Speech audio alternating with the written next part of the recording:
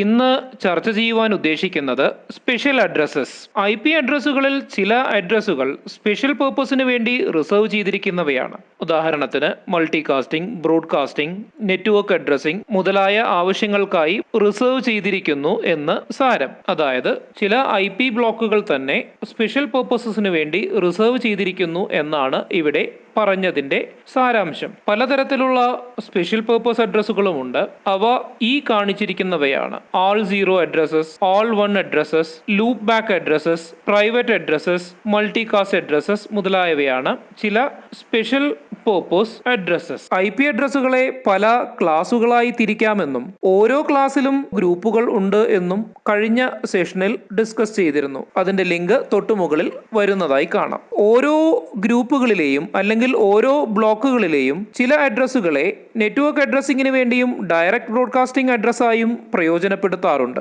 ഇനി ഇവ ഓരോന്നും എന്താണ് എന്നും എങ്ങനെയാണ് ഫംഗ്ഷൻ ചെയ്യുന്നത് എന്നും പരിശോധിക്കാം. ആദ്യമായി ആൾ സീറോ അഡ്രസ്സസ്. എല്ലാ ഒക്ടക്റ്റുകളും സീറോ ആണ് എങ്കിൽ അതിനെയാണ് ആൾ സീറോ അഡ്രസ്സസ് എന്ന് വിളിക്കുന്നത്. അതായത് IP സീരീസിലെ ഏറ്റവും തുടക്കത്തിലെ അഡ്രസ്സിനെയാണ് ആൾ സീറോ അഡ്രസ്സസ് എന്ന് വിളിക്കുന്നത് എന്ന് സാരം. ഇവ പ്രധാനമായും രണ്ട് കാര്യങ്ങൾക്ക് വേണ്ടിയാണ് ഉപയോഗിക്കുന്നത്. ഒന്ന്, ഒരു ഹോസ്റ്റ് ഉണ്ട് എന്നും ആ ഹോസ്റ്റിന് അതിന്റെ IP അഡ്രസ് അറിയില്ല എന്നും വിചാരിക്കുക. ഈ അഡ്രസ്സിനെ കണ്ടെത്തുക എന്നതാണ് ആൾ സീറോ അഡ്രസ്സിന്റെ ഒന്നാമത്തെ ഉപയോഗം എന്ന് പറയുന്നത്. രണ്ടാമത്തെ ഉപയോഗം എന്ന് പറയുന്നത് ഡീഫോൾട്ട് റൗട്ടിനെ കണ്ടെത്തുക എന്നുള്ളതാണ്. സോഴ്സിൽ നിന്നും ഡെസ്റ്റിനേഷനിലേക്ക് റൗട്ടറിൽ കൃത്യമായി സ്റ്റാറ്റിക് റൂട്ട് മെൻഷൻ ചെയ്തിട്ടില്ല എങ്കിൽ അത്തരം സന്ദർഭങ്ങളിലാണ് ഡീഫോൾട്ട് റൂട്ടുകൾ ഉപയോഗിക്കാറുള്ളത്. ഇവയെക്കുറിച്ച് വിശദമായി തന്നെ ഈ സെഷനിൽ ഡിസ്കസ് ചെയ്യുന്നതാണ്.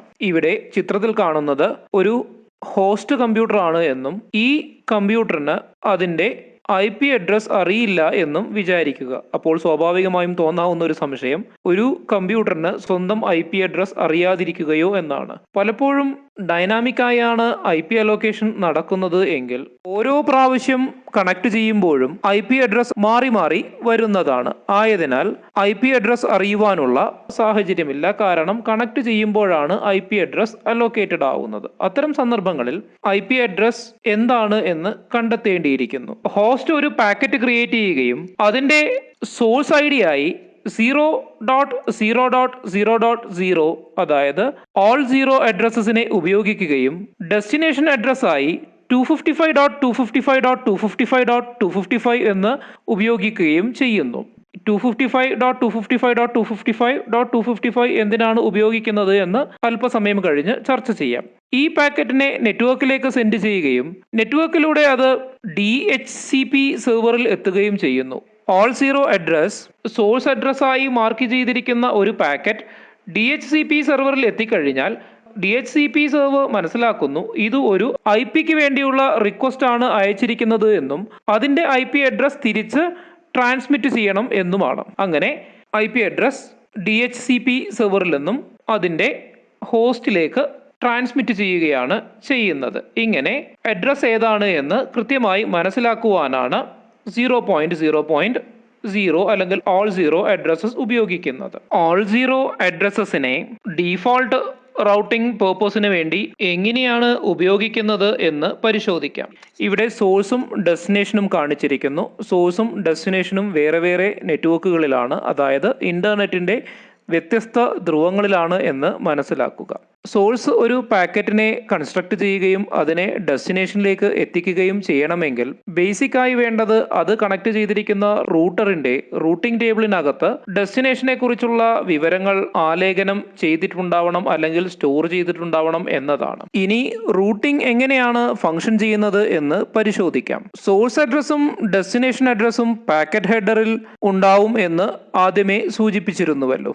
ഇനി സോഴ്സ് അഡ്രസ്സും ഡെസ്റ്റിനേഷൻ അഡ്രസ്സും ഉള്ള ഒരു പാക്കറ്റിനെ സോഴ്സ് നെറ്റ്വർക്കിലേക്ക് സെൻഡ് ചെയ്യുകയും അവ അതിൻ്റെ റൂട്ടറിൽ എത്തുകയും ചെയ്യുന്നു. ഈ റൂട്ടറിന്റെ റൂട്ടിംഗ് ടേബിളിൽ ഡെസ്റ്റിനേഷനെ കുറിച്ചുള്ള വിവരങ്ങൾ ഉണ്ടോ എന്ന് നോക്കുന്നു. അതായത് ഏത് ഇന്റർഫേസിലൂടെയാണ് ഡെസ്റ്റിനേഷനിലേക്ക് സെൻഡ് ചെയ്യേണ്ടത്, അല്ലെങ്കിൽ ഏത് റൂട്ടിലൂടെയാണ് റൂട്ടറിൽ നിന്നും ഇൻഫർമേഷൻ ഡെസ്റ്റിനേഷനിലേക്ക് ട്രാൻസ്മിറ്റ് ചെയ്യേണ്ടത് എന്ന് നോക്കുന്നു. അതായത് റൂട്ടറിന്റെ റൂട്ടിംഗ് ടേബിളിൽ സ്റ്റാറ്റിക് എൻട്രികൾ ഉണ്ടോ എന്ന് നോക്കുന്നു. അങ്ങനെ ഒരു എൻട്രി ഇല്ല എങ്കിൽ സ്വാഭാവികമായും ആ പാക്കറ്റിനെ ഡിസ്കാർഡ് ചെയ്യുകയാണ് പതിവ്. ഇവിടെ ഒരു കുഴപ്പമുള്ളത് മില്യൺസ് അല്ലെങ്കിൽ ട്രില്യൺ കണക്കിന് ഹോസ്റ്റ് കമ്പ്യൂട്ടറുകളും അതുപോലെ തന്നെ നെറ്റ്വർക്കുകളും ഇന്ന് ഇന്റർനെറ്റിലുണ്ട്. എല്ലാ ഇൻഫർമേഷനും ഒരു റൂട്ടറിന്റെ റൂട്ടിംഗ് ടേബിളിനകത്ത് സ്റ്റോർ ചെയ്യുക എന്നത് പ്രായോഗികമായ കാര്യമല്ല. ആയതിനാൽ ഈ പ്രശ്നത്തിന് ഒരു പരിഹാരം എന്ന നിലയ്ക്കാണ്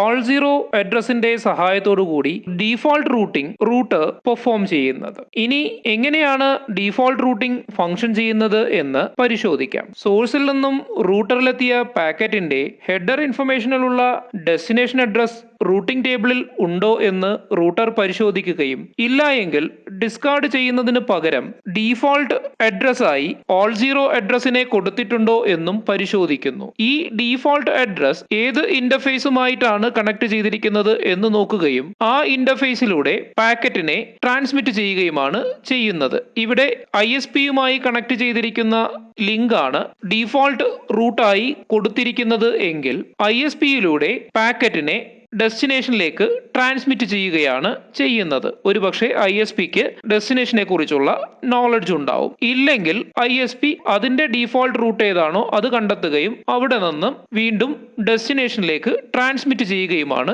ചെയ്യുന്നത്. ഇങ്ങനെയാണ് ഡീഫോൾട്ട് റൂട്ട് ഫംഗ്ഷൻ ചെയ്യുന്നത്. വളരെ ചുരുക്കി പറഞ്ഞാൽ റൂട്ടിംഗ് ടേബിളിൽ എല്ലാ സ്റ്റാറ്റിക് വാല്യൂകളും കൊടുക്കാൻ കഴിയാത്തതിനാൽ ഡീഫോൾട്ട് റൂട്ട് മെൻഷൻ ചെയ്യുവാൻ വേണ്ടി ഓൾ സീറോ അഡ്രസ്സസിനെ ഉപയോഗിക്കുകയും വരുന്ന പാക്കറ്റിന്റെ ഡെസ്റ്റിനേഷൻ അറിയില്ല എങ്കിൽ ഡീഫോൾട്ട് റൂട്ടിലൂടെ പാക്കറ്റിനെ സോഴ്സിൽ നിന്നും ഡെസ്റ്റിനേഷനിലേക്ക് ട്രാൻസ്മിറ്റ് ചെയ്യുകയുമാണ് ചെയ്യുന്നത്.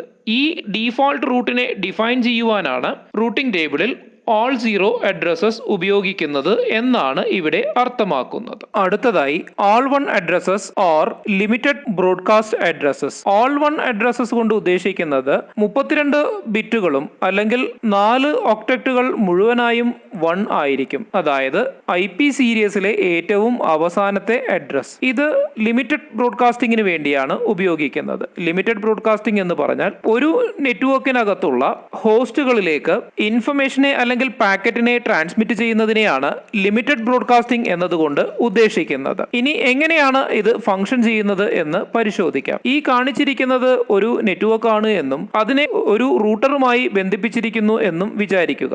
ഓരോ ഹോസ്റ്റിനും IP-യും ഉണ്ടാവും. ഇവിടെ സോഴ്സായി എടുത്തിരിക്കുന്നത് 221.45.71.1 എന്ന ഹോസ്റ്റ് കമ്പ്യൂട്ടറിനെയാണ്. പാക്കറ്റിന്റെ S എന്ന് കൊടുത്തിരിക്കുന്നത് സോഴ്സും D എന്ന് കൊടുത്തിരിക്കുന്നത് ഡെസ്റ്റിനേഷനുമാകുന്നു. ഡെസ്റ്റിനേഷൻ കൊടുത്തിരിക്കുന്നത് 255.255.255.255 എന്നാകുന്നു. അതുകൊണ്ട് ഉദ്ദേശിക്കുന്നത് ഈ പാക്കറ്റിനെ ഈ നെറ്റ്വർക്കിലുള്ള എല്ലാ ഹോസ്റ്റിലേക്കും ട്രാൻസ്മിറ്റ് ചെയ്യുക എന്നതാണ്. അതായത് ഈ നെറ്റ്വർക്കിലുള്ള എല്ലാ ഹോസ്റ്റുകളും ഈ പാക്കറ്റിന്റെ ഡെസ്റ്റിനേഷൻ ആകുന്നു എന്ന് സാരം. സോഴ്സ് അതിന്റെ നെറ്റ്വർക്കിലേക്ക് ട്രാൻസ്മിറ്റ് ചെയ്യുകയും ട്രാൻസ്മിറ്റ് ചെയ്ത ഇൻഫർമേഷൻ ഈ നെറ്റ്വർക്കിലുള്ള എല്ലാ ഹോസ്റ്റുകളിലേക്കും അതുപോലെ തന്നെ റൂട്ടറിലേക്കും എത്തിച്ചേരുന്നു. കാരണം ഇതിന്റെ ഡെസ്റ്റിനേഷൻ അഡ്രസ് ആയി കൊടുത്തിരിക്കുന്നത് 255.255.255.255 ആയതിനാലാണ്. അതായത് ലിമിറ്റഡ് ബ്രോഡ്കാസ്റ്റ് അഡ്രസ് ആണ്. ഇനി റൂട്ടറിൽ എത്തിയ പാക്കറ്റ് ഒരിക്കലും